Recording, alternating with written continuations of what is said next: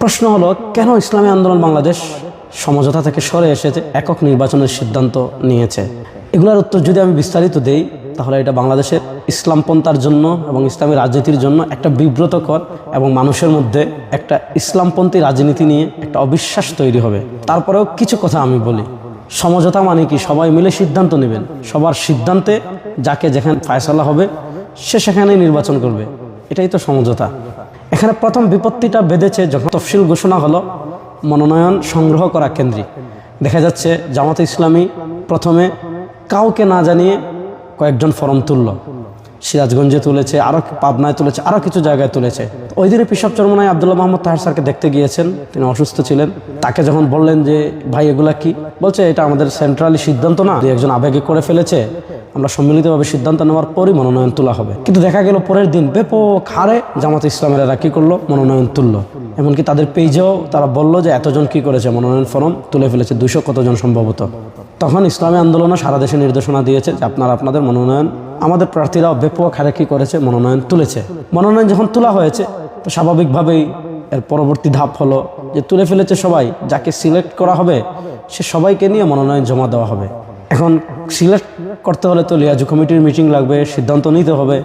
এই লিয়াজু কমিটির মিটিং নানা কারণে আজ না কাল, কাল না পরশু, পরশু না তরশু, এইভাবে পিছানো হয়েছে। তো দেখা যাচ্ছে পিছাতে একটা বৈঠক হয়, এই বৈঠকে একটা সিদ্ধান্ত হয়, পরের বৈঠকে দেখা যায় আগের সিদ্ধান্তকে আবার খণ্ডন করা হয়, আবার সিদ্ধান্ত, এইভাবেই চলেছে। মধ্যভাগে সবচেয়ে দুঃখজনক যে ঘটনাটা ঘটেছে সেটা হলো, আপনি 8 দলের সমঝোতায় আছেন, এখানে যদি অন্য কাউকে যুক্ত করতে হয় তাহলে আপনাকে সবাইকে নিয়েই করতে হবে, সিদ্ধান্তটা সবাই মিলে নিতে হবে। এনসিপিকে নেবেন, সবাই মিলে সিদ্ধান্ত নেন, কিন্তু দেখা যাচ্ছে এখানে একক সিদ্ধান্তে এনসিপিকে আপনার এখানে যুক্ত করা হয়েছে। এখানে আমরা যখন বলেছি তখন ওনারা বলেন যে বিএনপি তার শরিক দলের সাথে কি এত পরামর্শ করে? তো প্রশ্ন হলো, জামাত কি বিএনপি আর ইসলামী আন্দোলন কি বিএনপির অন্যান্য শরিক দলের মতো, বা আট দলের সাথে যে দলগুলো রয়েছে সেগুলো কি বিএনপির অন্যান্য শরিক দলের মতো, যেগুলো নাম সর্বস্ব সংগঠন, তৃণমূলে কাজ নেই, এরকম তো না। তো দেখা গেল এনসিপিকে নেওয়া হলো একক সিদ্ধান্তে এবং ওনাদের মতো করে এনসিপিকে ওনারা 30টা আসন ছেড়ে দিয়েছেন। এবং পরবর্তীতে লিয়াজু কমিটিতে যখনই বসা হয় দেখা যাচ্ছে এমন বেশ কিছু আসন আছে যেখানে ইসলামী আন্দোলন প্রার্থী ও স্বাবলম্বী, আবার সাংগঠনিক কাজও খুবই ভালো। দেখা যাচ্ছে এই আসনগুলো ওনারা এনসিপিকে দিয়ে দিয়েছেন। এখন এই আসনগুলো নিয়ে আলাপে আসলেই কথা একটা, এটা এনসিপিকে দিয়ে দেওয়া হয়েছে, এটা নিয়ে কোনো আলাপ করা যাবে না। এটা তো সমঝোতার মানে শারঈ দিক আপনি বলেন, অর্থাৎ ন্যূনতম শরিয়ার সাথে যাদের সম্পর্ক আছে, ইসলামের সাথে সম্পর্ক আছে, এই কাজে বৈধতা আপনি কেমনে দিবেন? যে আপনি একক সিদ্ধান্তে নেবেন, একক সিদ্ধান্ত দিয়ে দিবেন, তাহলে এটা সমঝোতা থাকে? সবচেয়ে বড় কথা হলো এখানে এত অতি রাজনীতি করা হয়েছে। যেমন আমি আপনাদেরকে আরেকটা উদাহরণ দিই। পিশাব চরমনায় জামাতের শীর্ষ নেতৃবৃন্দের সাথে বসেছেন, যখন 8 দলীয় বিভাগীয় সমাবেশগুলো শেষ হলো, তফসিল ঘোষণা হলো, তো পিশাব চরমনাইকে ওনারা বলেছেন যে আপনারা তো জরিপ করেছেন, আপনাদের কোন কোন আসনে কাজ ভালো আছে, কোন কোন আসনে কাজ খারাপ আছে, এগুলার তালিকা আপনারা আমাদের কাছে দেন।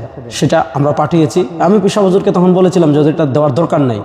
হুজুর বলেছেন না, আমরা ওয়াদা দিয়ে আসছি, অবশ্যই দিতে হবে, ওয়াদার দাম অনেক বড় দেওয়া হয়েছে। আমরা এই যে দিয়েছি এটা কিন্তু আসন চাওয়া না, এটা ওনারা চেয়েছেন জরিপটার জন্য দেওয়া হয়েছে। কিন্তু আমরা দেওয়ার পরে আমার দেশে নিউজ হলো যে জামাতের কাছে ইসলামী আন্দোলন এতটা আসন চেয়েছে। প্রশ্ন হলো, আমরা যে জরিপটা দিলাম এটা আসন চাওয়া না, আপনারা চেয়েছেন যে আমাদের জরিপটা দেখতে, এই জন্য দেওয়া হয়েছে। তো প্রশ্ন হলো, এটা আমার দেশের কাছে যায় কেমনে? আর আমার দেশ কিভাবে নিউজ করে যে এতটা আসন জামাতের কাছে ইসলামী আন্দোলন চেয়েছে? এই পলিটিক্সটা শুধু ইসলামী আন্দোলনের সাথেই করা হয় নাই। দেখা যাচ্ছে বাংলাদেশ খেলাফত মজলিস, নিজামে ইসলাম পার্টি, সবাই থেকে বলা হয়েছে যে আপনারা কোন কোন আসনে কাজ ভালো, এই তালিকাটা দেন। সবাই দিয়েছে, তারপর সম্মিলিতভাবে নিউজ করা হয়েছে যে জামাতের কাছে 273-75টা আসন চায় শরিকরা। অর্থাৎ এই হাইপটা মিডিয়াতে এইভাবে তৈরি করা হয়েছে। এরপরে যখন এনসিপিকে নেওয়া হলো, এনসিপিকে নেওয়ার পর আমরা দেখলাম একটা অবিশ্বাস্য পরিবর্তন। সেটা হলো কি, আপনারা জানেন যে এনসিপি আমাদের যে মৌলিক যে দাবি আছে যে ইসলামের পক্ষে, ইসলামের বাক্সগুলো এক কাতারে আনা, এনসিপি এই থিমকেই ধারণ করে না। অর্থাৎ এনসিপি কখনো রাষ্ট্রীয়ভাবে ইসলাম প্রতিষ্ঠা, আমরা ক্ষমতায় গেলে বিচার করব ইসলাম অনুযায়ী, আমরা ক্ষমতায় গেলে সংবিধানে কোরআন বিরোধী যত ধারা আছে সব বাদ দেব, আমরা ক্ষমতায় গেলে অর্থনীতিকে ইসলাম অনুযায়ী সাজাবো, আমরা ক্ষমতায় গেলে ইসলাম বিরোধী যত আইন আছে সব বাতিল করব, রাষ্ট্রকে শরিয়ার আলোকে গঠন করব, এই থিমের সাথেই এনসিপি এক না। এবং এনসিপির স্পষ্ট কথা হলো এটা কোনো আদর্শিক জুটি না। এইরকম যখন দূরত্বগুলো তৈরি হয়েছে তখন দেখা যাচ্ছে ওনাদের কথা হলো ইসলামী আন্দোলন কত আসনে নির্বাচন করবে সেটা তাদের নির্বাহীতে যে সিদ্ধান্ত হয়েছে ওইটাই, এবং ইসলামী আন্দোলন কোন কোন আসনে নির্বাচন করবে তাদের নির্বাহীতে যে সিদ্ধান্ত হয়েছে ওইটাই। তারা যতটা বলবেন এতটাই আপনি, তারা যে যে আসনে বলবেন এতটাতেই আপনি, এবং তারা এনসিপিকে যে যে আসন দিয়ে দিয়েছেন, পৃথিবী উল্টে যাবে, সূর্য পশ্চিম দিক থেকে উঠে যাবে, এনসিপিকে দেওয়া কোনো আসন ফেরানো যাবে না। তো এখন দেখা যাচ্ছে আপনি যদি এই আচরণগুলো করেন যে আপনি যেখানেই বলবেন আমি ওখানেই নির্বাচন করব, আপনি যে আসনে বলবেন ওই আসনেই নির্বাচন করব, আপনি এনসিপিকে যেতগুলো দিয়েছেন এগুলো নিয়ে কোনো আলাপই করা যাবে না। এবং আরেকটা কথা বলি, আরেকটা তথ্য দেয় আমাদের পীর সাহেব চরমোনাই ওনাদেরকে জিজ্ঞাসা করলেন যে আপনারা আমরা কত আসনে নির্বাচন করব, কি কি এগুলো সব জানতে চাচ্ছেন, আপনারা কত আসনে নির্বাচন করবেন। ওনারা বলেছেন এটা সিক্রেট, বলা যাবে না। তারপর পীর সাহেব চরমোনাই যখন একটু রাগান্বিত হয়েছেন যে আমাদের সমঝোতা, আপনারা কত আসনে নির্বাচন করবেন না এটা জানতে পারবো না, এটা কোন ধরনের কথা, তখন ওনারা বলেছেন আমাদের 172টা আসন আছে, এই 172টা আসন নিয়ে কোনো কথা বলা যাবে না, যদি কিন্তু তবে ছাড়া এই 172টা ওনারাই, বাকিগুলোতে আপনারা কি করবেন, সমঝোতা করবেন। এই হলো সমঝোতার হালা।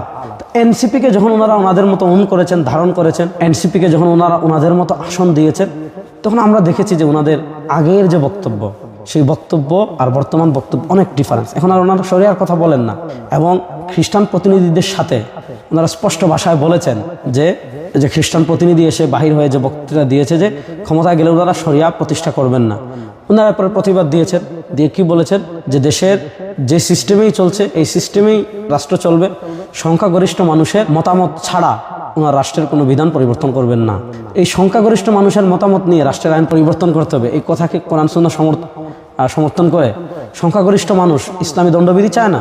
আমাদের দেশে যারা পলিসি মেকিংয়ের জায়গায় আছে তারা কখনো ইসলামী দণ্ডবিধি চাইবে না, যে চুরি করলে, কেউ রাষ্ট্রের টাকা চুরি করলে, দুর্নীতি করলে, দেশের টাকা বিদেশে পাচার করলে, ব্যাংক ডাকাতি করলে, শেয়ার বাজার ডাকাতি করলে ইসলাম তার শাস্তি দিচ্ছে হাত কাটা, এটা তারা কখনো চাইবে না। তারা কিসাস চাইবে না, তারা হুদুদ চাইবে না, তারা তাজিরাত চাইবে না, তারা ইসলামী অর্থনীতি চাইবে না, তারা ইসলামী দণ্ডবিধি চাইবে না। কারণ ইসলামী দণ্ডবিধি থাকলে তারা দেশকে খেতে পারবে না, চুষে খেতে পারবে না, বিদেশে টাকা পাচার করতে পারবে না। তাহলে আপনি তারা চাইবে না যারা পলিসি মেকিংয়ের জায়গায় আছে, আপনি কি তখন এটা মেনে নেবেন? এটাই কি ইকামতের দিন? আর এটা কি ইসলামী শরিয়া? আর এটা কি ইসলাম? এই সকল বিষয়কে সামনে রেখে ইসলামী আন্দোলন বাংলাদেশ সিদ্ধান্ত নিয়েছে যে আপনি যা বলবেন তাই আমাদের মানতে হবে। আপনি যেখানে নির্বাচনের কথা বলবেন সেখানেই আমাদের নির্বাচন করতে হবে। আপনি যতটা আসনে বলবেন ততটা আসনেই আমাদের নির্বাচন করতে হবে। আপনি যাই বলবেন তাই আমাদেরকে মানতে হবে। অসকল মোড়লগুলি ইসলামী আন্দোলন অতীতেও মানেনি, অসকল নিজে যা মন চায় অতি রাজনীতি আপনি আপনার মতো করেন, কিন্তু ইসলামী আন্দোলন এই অতি পলিটিক্সে নেই, অতীতেও করেনি, এখনও করে না, সামনেও করবে না। এই জন্য দেশবাসীর কাছে আমি এই কথাগুলো এজন্য বললাম যে অনেকে মনে করছেন যে ইসলামী আন্দোলন বাংলাদেশ অনেক ক্ষতিগ্রস্ত হয়ে যাবে।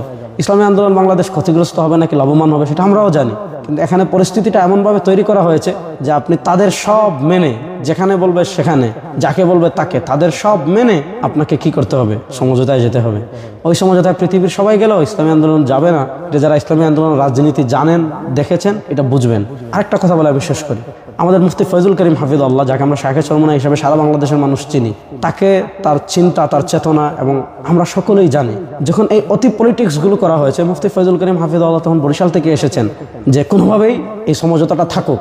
তখন তিনি আব্দুল্লাহ মোহাম্মদ তাহের স্যারের বাসায় গিয়েছেন, গিয়ে বলেছেন ভাই যেভাবেই হোক আপনারা এই এনসিপি নিয়ে অতি রাজনীতি করে, এনসিপি নিয়ে অতি চালাকি করে দয়া করে আমাদের এই সমঝোতাটা ভাঙবেন না, কোনোভাবে যাতে আমাদের সমঝোতাটা নষ্ট না হয়। তিনি 1 to 1 তাকে গিয়ে বলে আসতেন। কিন্তু ওনাদের কথা হলো ইসলামের স্বার্থে সব বিসর্জন ইসলামী আন্দোলন দিবে, উম্মার স্বার্থে সব ত্যাগ ইসলামী আন্দোলনই করবে, উম্মার স্বার্থে সব কুরবানি ইসলামী আন্দোলন করবে, সমঝোতা রক্ষার্থে সব কিছু ইসলামী আন্দোলন করবে।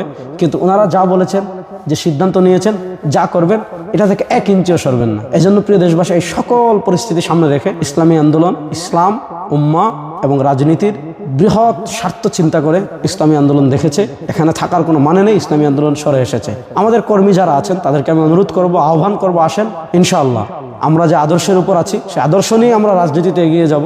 আমাদের আমিরের সিদ্ধান্তের উপর আমরা চূড়ান্ত আনুগত্য প্রদর্শন করে আমরা যে যেখানে আছি সেখান থেকে আমরা ইসলামী আন্দোলনের যে নির্বাচনী ইশতেহার আসছে সেই ইশতেহার নিয়ে আমরা মানুষের ঘরে ঘরে পৌঁছে যাব। আমি সবসময় বলি, আমরা যেই নিয়তে নামাজ পড়ি, যেই নিয়তে রোজা রাখি, যেই নিয়তে হজ করি, যেই নিয়তে জাকাত দেই, যেই নিয়তে তাহাজ্জুদ পড়ি, ওই নিয়তেই আমরা ইসলামী আন্দোলন করি। সুতরাং ইসলামী আন্দোলনের রাজনীতিতে অতি ধূর্ততা, অতি চালাকি, অতি পলিটিক্স এগুলো ইসলামী আন্দোলনের রাজনীতিতে নেই। আমরা যেভাবেই চলছি সেভাবেই এগিয়ে যাব ইনশাআল্লাহ। একদিন না একদিন এদেশে ইসলাম বিজয় হবেই হবে। আসসালামু আলাইকুম ওয়া রাহমাতুল্লাহি ওয়া বারাকাতুহু।